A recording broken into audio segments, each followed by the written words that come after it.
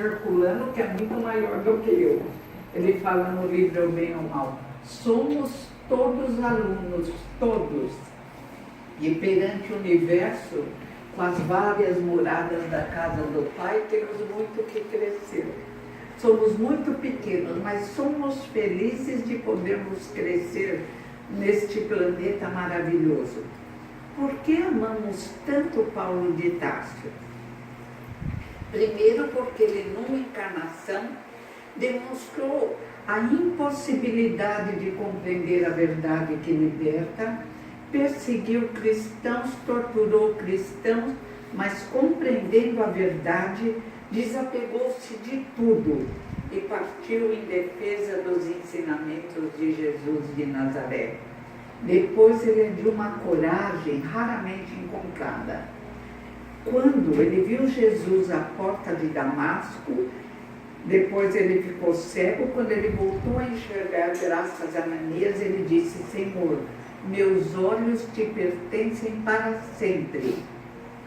E daí em diante ele largou o rabino que era, largou a sinagoga, a família, todas as facilidades, o ordenado, e foi servir Jesus.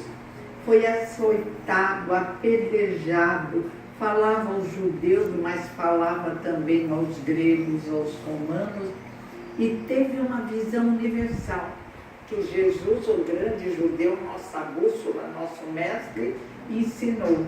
Ou seja, todos somos filhos de Deus, independente de status bancário, de inteligência, de posição social, tudo fica na terra. Fica o nosso esqueleto, o corpinho vira pó, mas como dizia Paulo, se Jesus ressuscitou, todos nós ressuscitamos. Semeia-se o corpo animal, ressuscita o corpo espiritual. Paulo inicia os seus estudos com Gamaliel, os estudos sobre cristianismo. Não vou contar a história dele, que vocês já leram. Paulo Esteve, é maravilhosa. De vez em quando dou umas pinceladas. Ele, quando se torna cristão, ele que havia torturado, matado, permitido que tirasse os bens dos cristãos, apedrejado Estevão até a morte, ele fica perdido. Emmanuel diz que ele não sabia bem o que fazer, que ele perdeu a capacidade de argumentação. O complexo de culpa é terrível. Ninguém julga o ser Herculano em concepção existencial de Deus, nem aqui nem no além, mas é o próprio ser que se julga. E como somos inflexíveis e não sabemos perdoar, também temos dificuldades em nos perdoar. Criamos nossas dificuldades. E no livro Libertação, o repórter André Luiz lembra que muitas vezes exigimos um julgamento no umbral inferior. Olha, alguém, se tiver dificuldade, estamos filiados à Casa Espírita, já se comunica, vai a tratamento e já é socorrido. Não tem que ficar com medo do umbral. Tudo tem jeito nesse mundo. Mas vamos evitá-lo fazendo bem, orando e vigiando. Paulo de Tarso se transformou numa luz. Ele fala sobre a fé. A fé é a graça. A fé liberta o indivíduo do pecado. Que pecado é esse? Ele diz: eu não me julgo. Todos pecamos, só Jesus não pecou. Mas a fé é a graça. Por um homem, Adão, vieram o pecado e a morte. Ou ele nos libertou a nós mulheres do pecado de Eva. Obrigada, Paulo.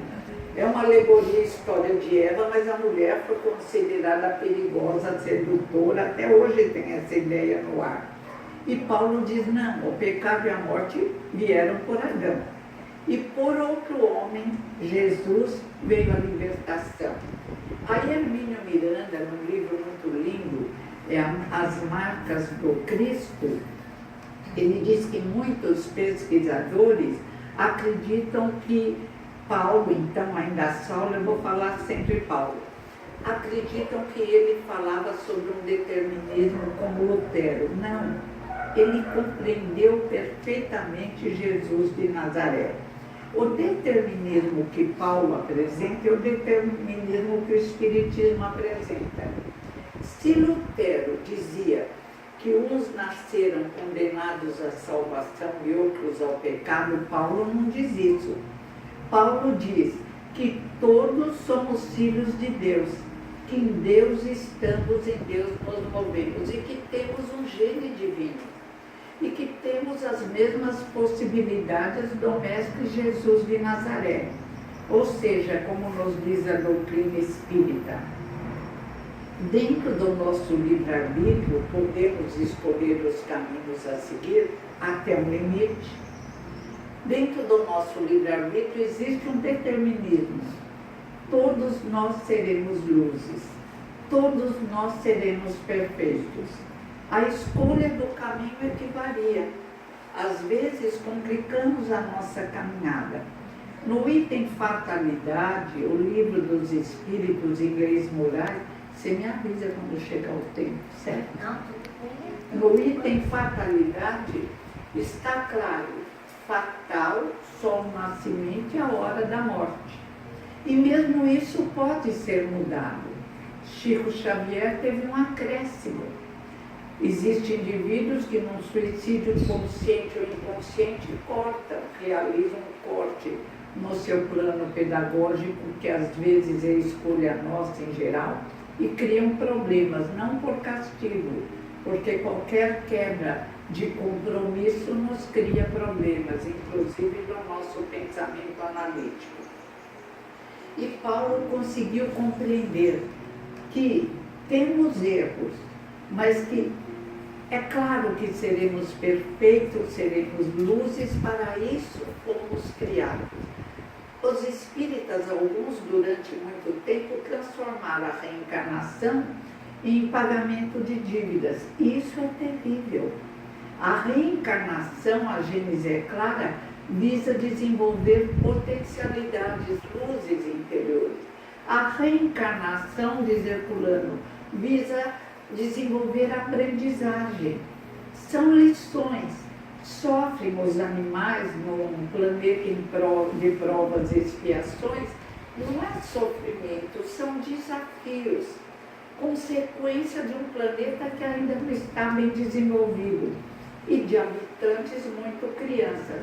Uma escola que apresenta um processo pedagógico que a Gênese fala no mal e o bem, capítulo de A Gênese.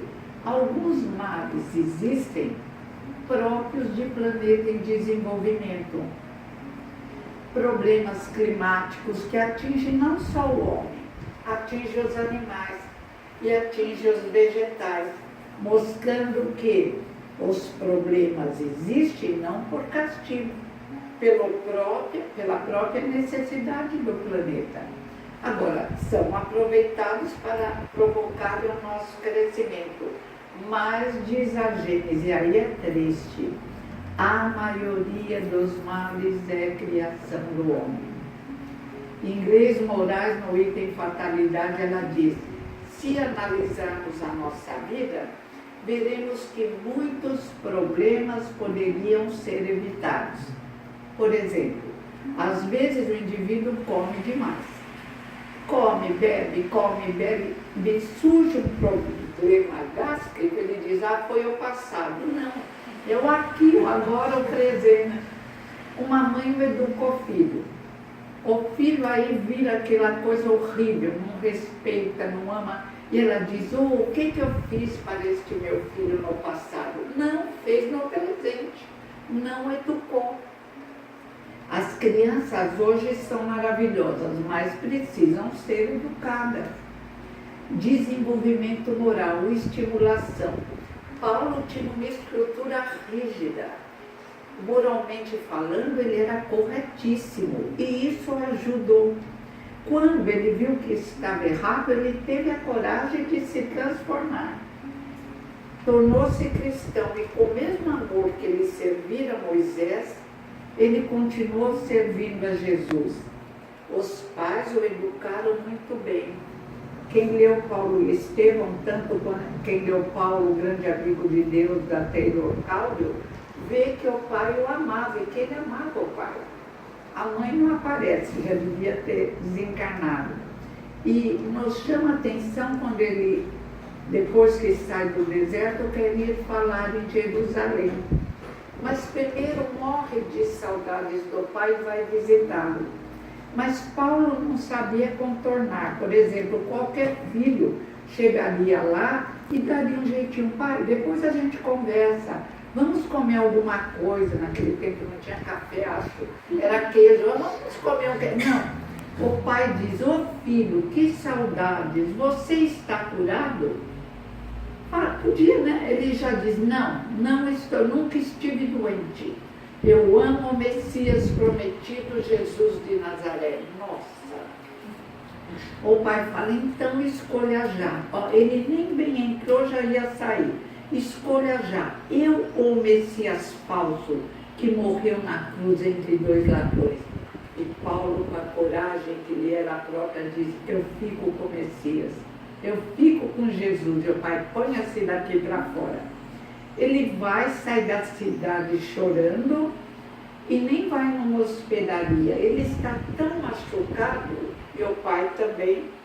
Ele vai para uma caverna fora da cidade, deita no chão e chora. E Emmanuel diz, foi a última vez que ele chorou. Aparecem Estevão e Abigail. No Novo Testamento aparece ele dizendo, como ele dizia, ele não queria dizer que era ele. Conheço um homem que há 14 anos, se no corpo não sei, se fora do corpo não sei, Deus o sabe. Este homem foi arrebatado ao paraíso e ouviu palavras inefáveis, das quais não me é lícito falar. E aí Abigail fala para ele, Paulo, você nem começou sua tarefa, já está desanimado, chorando? Lembre-se, ama, entende, perdoa. Ele diz, mas Abigail, perdi minha família, não tenho mais ninguém. Ela diz, não, você tem uma família, os filhos da cruz, Jesus de Nazaré. Quem é minha mãe, quem são meus irmãos? Todos aqueles que me seguem são meus irmãos, meus parentes. À luz da reencarnação, sabemos que os filhos confusos do Estado Islâmico são nossos irmãos. Que os nossos políticos corruptos são nossos irmãos. Oh, meu Deus! Mas nós, no passado, talvez fôssemos iguais. Agora estamos com carinha de santos e não queremos nos misturar. Todos somos irmãos. Jesus nos ensinou na parábola do bom samaritano. O próximo não é um intelectual, não é aquele que sabe todos os mandamentos de Deus. O próximo é aquele que precisa do nosso amor, que necessita do nosso amor. E lembrarmos sempre de Jesus, perdoai não 7, mas 70 vezes 7, tanto quanto precisamos de perdão. Eu já nem quero ver minhas encarnações passadas, não me contem. Quem ver, não me contem. Porque já passou, agora nós vamos num presente de trabalho construir um futuro melhor. O convite é esse. E Paulo estava ali em Jerusalém quando ele ouve essas palavras, as quais não é lícito falar. Hermínio Miranda analisa muito bem. Hermínio diz, ele não podia falar porque nós nem entendemos Jesus, que contava parábolas. Não adiantava, Paulo dizia sempre, vocês só querem alimento líquido. Eu queria dar alimento sólido, mas vocês não compreenderiam. E Jesus a Nicodemos, é preciso nascer de novo. E Nicodemos, como mestre, eu devo voltar à barriga da minha mãe? Oh, que triste! E o judaísmo aceita a reencarnação. Eu ganhei um livro, no culto ecumênico lá no Embu, a Cabala. Eu falei Cabala, o professor que me deu o livro falou, não senhora, é Cabala. Eu falei, ai meu Deus, está difícil. Falei para o menino hoje, você é da China Inbox? Ele falou, China não, China. Falei para os meus filhos, a minha mãe é China. Falei, por que China? É China, eu estou no Brasil, o que é isso? Não é mais Kabbalah, é Kabbalah. E não é yoga, é yoga. É um mundo novo que está se formando. Na Kabbalah aparece a reencarnação. E tem a história do historiador Joséfo que dizia aos soldados que para fugir da guerra se suicidavam. Não se suicidem, porque se vocês se suicidarem, vocês entrarão em dificuldade. Mas se vocês cumprirem o tempo determinado, vocês renascerão em seres inocentes. Perfeito. É a reencarnação. Mas nós não entendemos muito até hoje. Somos ainda muito pequenos, mas estamos crescendo. E Paulo entendeu coisas que nós não podemos talvez ouvir ainda hoje, porque ele desejava e conseguiu o alimento sólido. Por isso não creio, como creio em tantos pesquisadores, que ele se equivocou. Nesta última encarnação, Paulo de Tarso, depois que viu Jesus, caminhou com perfeição. Corajoso, ele faz críticas. Primeiro aos gentios. Gentil é todo mundo que não é judeu. Nós somos gentios. Ele diz, vocês gentios se entregam à devassidão, às más companhias e à luxúria. Vocês precisam mudar. Evite as más companhias, tenha um comportamento adequado. Mas aí ele vira para os judeus, meu Deus, que coragem. E diz, vocês que foram os primeiros a receber a palavra de Deus, receberam para transmiti-la aos gentios. Vocês que pregam, aí ele foi até grosso. Vocês que pregam para não roubar, vocês roubam. Depois ele era chicoteado. Vocês ensinam, mas não ensinam a si próprios. E diz mais, a circuncisão só vale para aquele que cumpre a lei de Deus. A circuncisão sem o cumprimento da lei é incircuncisão. O judeu o é não por práticas exteriores, o judeu o é por seu interior. E a circuncisão com a prática da lei é circuncisão, mas o que ele deixou claro é, os rituais não valem, só ajudam o indivíduo um pouco, o que vale é a prática do bem, a prática da lei. Quando ele começava a falar, no tempo que ele falava sobre Moisés, a turma ficava encantada. Mas quando ele ia falar sobre o Messias prometido, que talvez estivéssemos lá entre os judeus e esperávamos chegar numa carruagem de ouro, acabar com os romanos, nesta hora os judeus estavam alvoroçados, embora muitos se converteram ao cristianismo, o que outrora havia irritado Paulo. Ele diz também, o reino de Deus não é comida nem bebida, é paz, justiça e amor. E diz ainda, olha, contra outro ritual, Paulo, ele tudo falava. Quando vocês forem num açougue, não perguntem a origem da carne. Quer dizer, não pergunte se o gado morreu desse ou daquela forma, se aproveitaram ou não o sangue. Compre. Por causa da tua consciência, não pergunte nada. Porém, se te falarem que a carne é de idolatria, ele era contra a idolatria, aí vocês não compram, por causa da tua consciência. E vai mais fundo. Não existem coisas impuras. Os homens é que tornam as coisas impuras. Tudo é criação de Deus.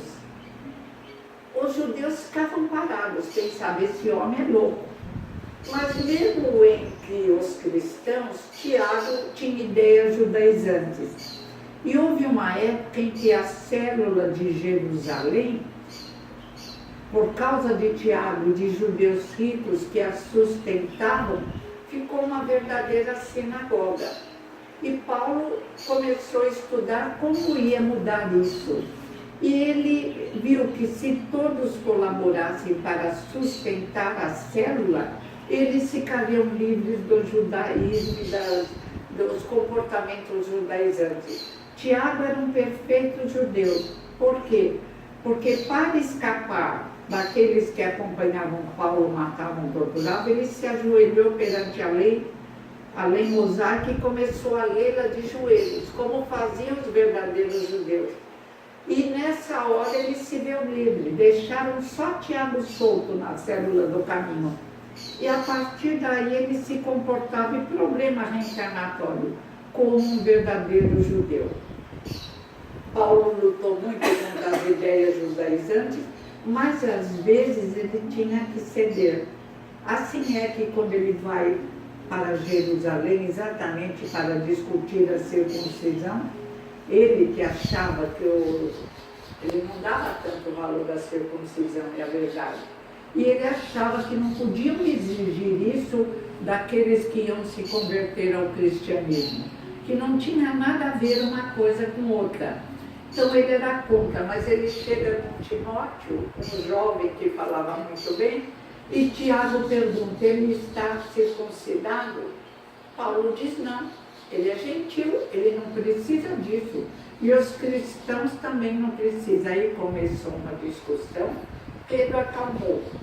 E Pedro falou para ele, deixa fazerem a circuncisão. Depois você discute e você vence, a sua palavra é inspirada. Ele deixou, mas muito contrariado. Mas depois houve a discussão, Timóteo falou, e concluíram que os cristãos não precisavam passar pela circuncisão. Paulo conseguiu grandes vitórias, e graças a isso conseguimos enxergar o cristianismo, apesar de termos modificado muita coisa, estávamos lá. Não podemos falar Igreja Católica porque nós éramos a Igreja Católica, e ela produziu frutos belíssimos. Os que quiseram crescer, cresceram e crescem. Olha o querido Papa, pela primeira vez na história, doou 100 milhões de dólares ou 100 mil dólares, né, para o Haiti. Nunca se fez isso. E São Francisco de Assis, e Santo Antônio, Madre Teresa, Irmã Dulce. Então a culpa nunca é da religião, a culpa é nossa, a culpa é dos homens que praticam as coisas de forma errada. Ou como diz Leon Denis, a verdade brilha como gotas de chuva quando está na folha das árvores, mas quando cai no meio dos homens, mistura-se ao barro da terra e se torna irreconhecível.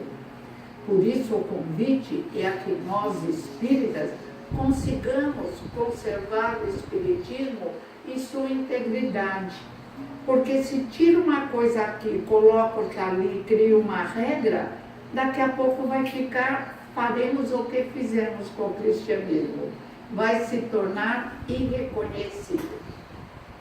E Paulo analisava também comportamentos do cotidiano. Além de falar pureza e impureza na carne, ele fala sobre o casamento. E eu adoro quando ele fala sobre o casamento. Ele diz assim, o melhor seria que todos ficassem como eu, não se casassem. Se bem que, segundo Emmanuel, ele estava louco para se casar com Abigail, mas tudo bem, vamos esquecer, é passado. Porque quem fica solteiro serve ao Senhor. Quem casa tem que servir a sua mulher. Mas os que se abrasam, casem. Como quem diz, o que eu vou fazer?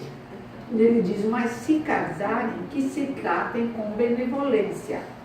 E o homem que crê, não fique aborrecido com a mulher que não crê, porque o homem que crê santifica a sua mulher, bem como a mulher que crê santifica seu marido. Eu adorei, porque às vezes na casa espírita chega alguém e diz, ah, meu marido, meu noivo é um amor, mas imagina, ele não é espírita, mas é bom, faz o bem.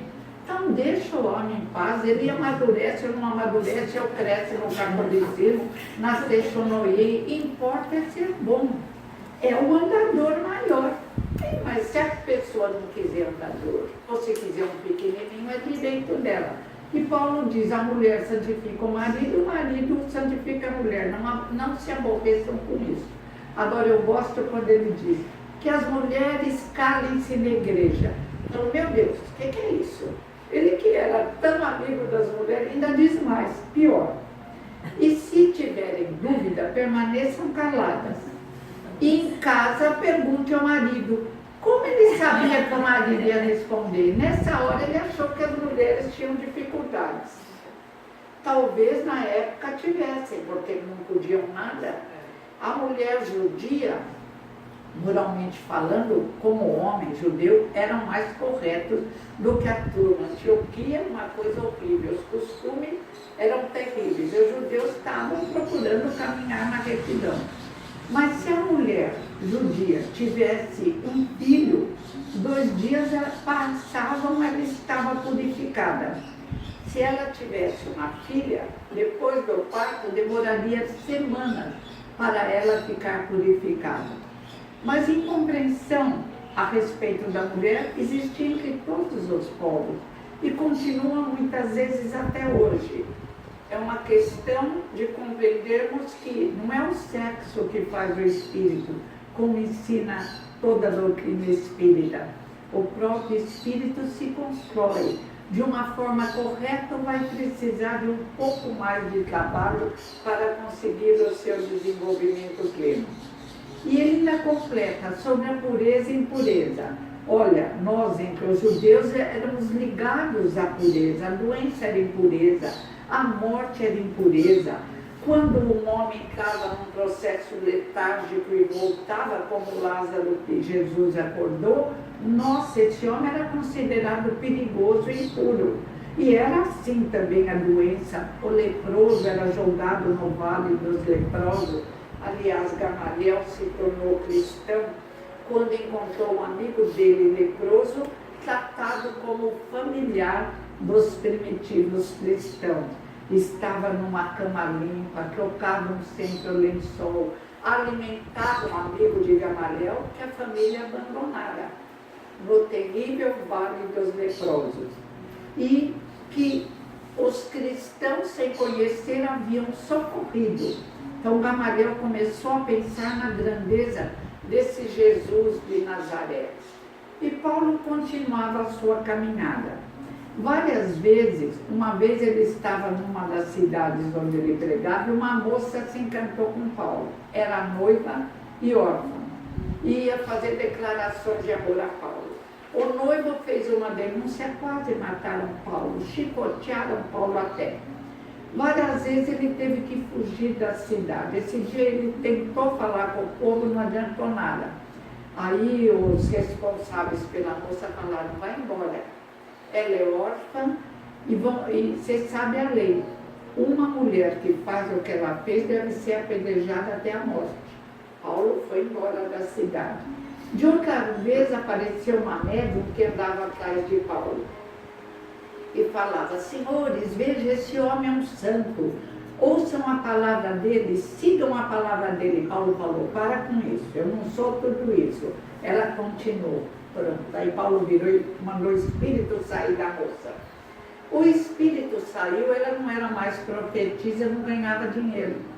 O casal que vivia às custas da moça, novamente fez uma denúncia contra Paulo e ele novamente apanhou.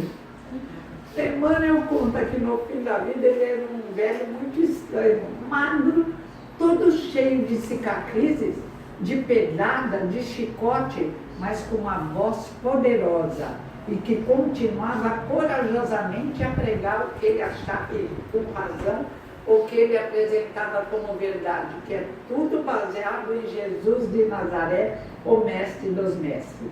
Ele era médium. Várias foram as visões de Paulo. Encontramos no Novo Testamento. A Bíblia, o Velho e o Novo Testamento, apresentam o maior número de fenômenos mediúnicos. Até Moisés, que inventaram que Moisés proibiu a mediunidade, não. Ele proibiu o que o Espiritismo proíbe o comércio, como dom mediúnico. Mas é no Velho Testamento que encontramos, primeiro, que Moisés fazia reuniões nas quais Yahvé se materializava. Interessante que ele aparecia numa nuvem de ectoplásmica. Isso é uma sessão de materialização. E ele tinha um conjunto de idosos que eram médios, profetas. Eles não usavam o termo mediunidade. Para que Yahvé se manifestasse. Yahvé era tão interessante que que um dia ele chamou a atenção de um casal que estava fazendo fofoca. Ele proibia fofoca. Então era um espírito superior, não podia ser Deus, mas era um espírito bom que os auxiliava. E um dia Moisés estava cuidando das suas tarefas e chegaram os fofoqueiros e falaram: olha, Eudá e Medá, dois jovens, estão fazendo profecias. E o que Moisés responde? Tomara que todos fossem verdadeiros profetas. A mediunidade, quem proibiu fomos nós mesmos, modificando o cristianismo, quando começamos a mexer criando as grandes instituições e apresentando nossas ideias. Agora pusemos a culpa em Moisés. Não, ele está livre dessa. Ele era médio, ele recebeu os 10 mandamentos através da mediunidade. E Paulo dá uma aula sobre mediunidade na primeira epístola aos Coríntios. Estou procurando um melhor. Eu olho o meu, mas depois eu esqueço. Está chegando. Paulo dá uma aula sobre mediunidade na primeira epístola aos Coríntios. Ele diz assim: os dons são vários, o Espírito é um só. Assim como são vários os ministérios, mas o ministro é um só. Ele diz: entre todos os dons eu prefiro a profecia, porque edifica e esclarece. Profeta, quem conta Ernesto Renan, padre, depois ele se torna materialista, nunca foi espírita, mas ele conta o trabalho de Paulo nas primitivas igrejas cristãs. Ele tem vários livros: Jesus, Origem do Cristianismo, livros sobre Paulo. Ele conta que Paulo realizava sessões mediúnicas e quando o profeta não se desenvolvia, ele desenvolvia o profeta impondo as mãos. Quem conta é Renan. Visões de Paulo. Ele viu Jesus à porta de Damasco. Alguns pesquisadores dizem que os 2 empregados que estavam com ele não viram, só viram uma luz. Outros acham que realmente eles viram Jesus, mas a maioria acha que só Paulo viu Jesus e os outros 2 ouviram uma voz. Depois ele viu um moço que o aconselhou: vá para a Macedônia. Várias vezes ele vê espírito, teve um aviso que ele deveria ir a Roma e que falaria com o chefe de Roma, que alguns dizem que era Nero e que outros historiadores dizem que não era Nero, que não encaixa com o tempo que Nero governou. Não importa quem era, Paulo desafiou e por causa disso morreu em Roma, como o Espírito o havia avisado. Uma vida limpa, uma vida transparente, uma vida clara. E ele continua falando corajosamente sobre a mediunidade. Mais interessante, eu não entendo tanto do judaísmo. Eu quero até fazer agora um curso de teologia, se eu aguentar mais 3 anos, e vou aguentar. Mas